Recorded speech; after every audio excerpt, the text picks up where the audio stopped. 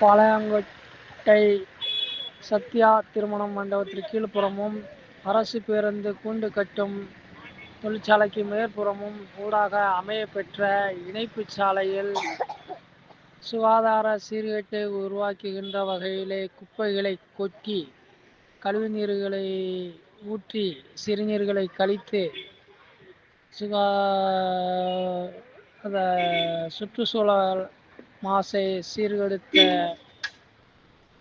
நபர்கள் மீது அரசு உரிய சட்ட நடவடிக்கை மேற்கொண்டு எதிர்வரும் காலங்களில் இதுபோன்று சீர்கேட்டை நிகழத்தா வண்ணம் உரிய நடவடிக்கை மேற்கொள்ளுமா அரசு.